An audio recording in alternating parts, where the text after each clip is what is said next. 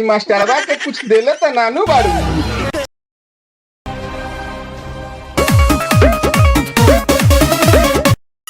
तो का हाल बा भाई लोग, रउआ लोग तो समझिए गइल हो हम कि आज हम केकरा ढोड़ी पर ताश ना पूरा कबड्डी खेले वाला बानी। हाँ का भइल आज भोरे भोरे चुम्मा चाटी के बात करत तारू। क्या बात करता रू, कह द अकेले आई कि 10-20 लौंडा के साथे लेके आई। गजब बेइज्जती है।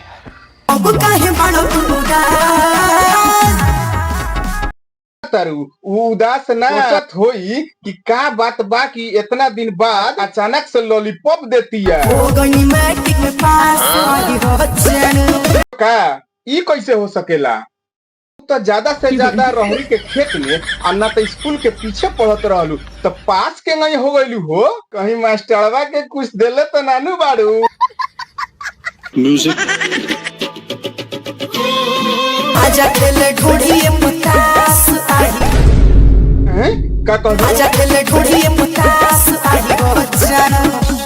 अच्छा एगो बात बतावा ना, खाली ढोड़िए पतास खेले देबू कि ढोड़िया के नीचे हूँ कुछ गिल्ली डंडा खेले देबू? भैया जी आप तो मुन्ना मोहित सुनो शुभ समाचार हो। का भाई 9 महीने की छुट्टी हो गई का? क्या देखना पड़ रहा है? अच्छा है मैं अंधा हूँ।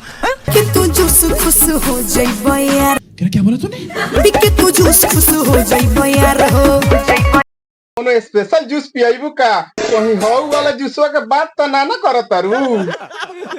भाई लोग तो हम लोग भी जा पी लो भौजी के जूस, लेकिन जाए से पहले लाइक शेयर सब्सक्राइब कर दिया लोग। मिलत तनी अगले वीडियो में। Bye bye, take care.